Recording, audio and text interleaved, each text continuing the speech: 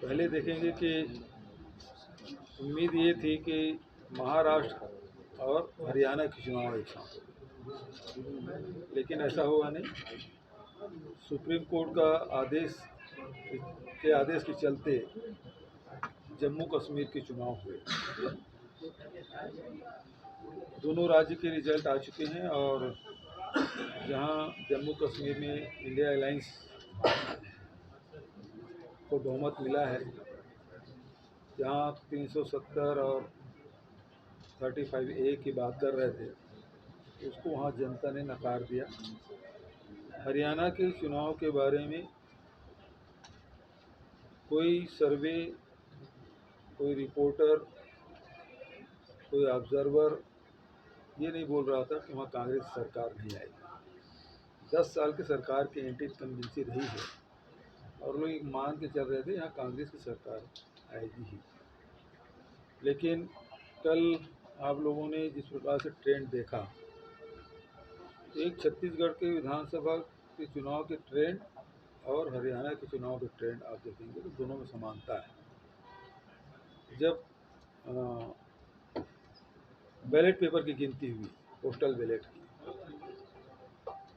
तो कांग्रेस आगे थी। 1.5 घंटे तक के कांग्रेस आगे रही। छत्तीसगढ़ में भी वही स्थिति थी और उसके बाद धीरे धीरे बहुमत से जो जादुई आंकड़े उससे फिर नीचे आना शुरू हुआ। अभी वहाँ के जिस प्रकार से हमारे कांग्रेस के राष्ट्रीय प्रवक्ता और महामंत्री जयराम रमेश जी और पवन खेरा जी ने जो बात कही है कि ये आश्चर्यजनक है और अस्वीकार्य है। और इस मामले में आज निर्वाचन आयोग से मिलने भी गए हैं। प्रारंभिक रूप से ये बात बिल्कुल सही है कि यदि आप किसी भी मशीन का, आप मोबाइल भी दिन भर उपयोग करेंगे, नेट भी है आपके और दिन भर बात कर रहे हैं, व्हाट्सअप कर रहे हैं, तो उसकी बैटरी कम हो जाती है। आप देखेंगे कि 99% तक की बैटरी है, 90% बैटरी है। ये कैसे संभव हो सकता है?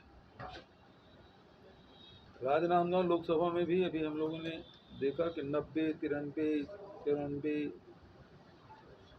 वहाँ काउंटिंग एजेंट ने शिकायत भी की,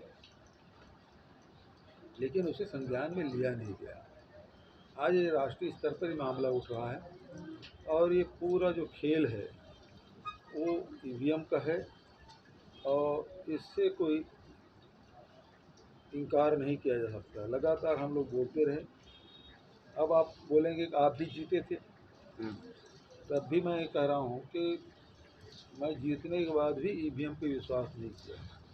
और 2019 के जो नगरीय निकाय चुनाव हुए उसको मैंने बैलेट से कराया था, मतपत्र से कराया था। मशीनें थी और जब बात आई कैबिनेट में, हमने कहा कि हमको तो विश्वास ही नहीं है ईवीएम पे, हम बैलेट से कराएंगे। पंचायत के चुनाव बैलेट से होता था, लेकिन नगरीय निकाय के चुनाव भी हमने बैलेट से कराया, मतपत्र से कराया। ये जो मशीन का जो खेल है, ये इसीलिए कांग्रेस की तरफ से जो बयान आया कि तंत्र जीत गया, लोकतंत्र हार गया। क्योंकि वहाँ हरियाणा मैं भी गया था, 3 दिन वहाँ रुका,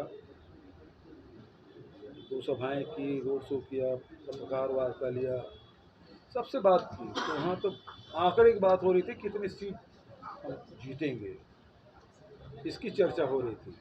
हारने की बात तो कोई नहीं कह रहा था। ये अप्रत्याशित रिजल्ट रहा।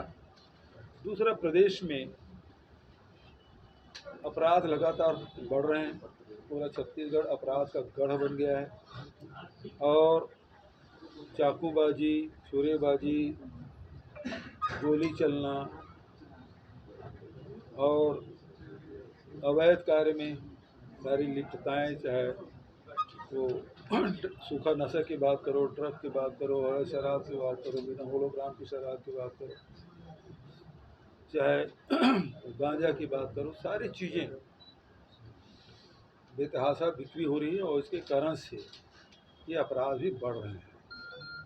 कोई शहर ऐसा नहीं बचा है जहां अपराध लगातार ना हो रहे हैं। बिलासपुर में तो सैकड़ों की तादाद में चाकूबाजी हो चुकी है, कितनी मौतें हो चुकी है। आज हर व्यक्ति असुरक्षित महसूस कर रहा है।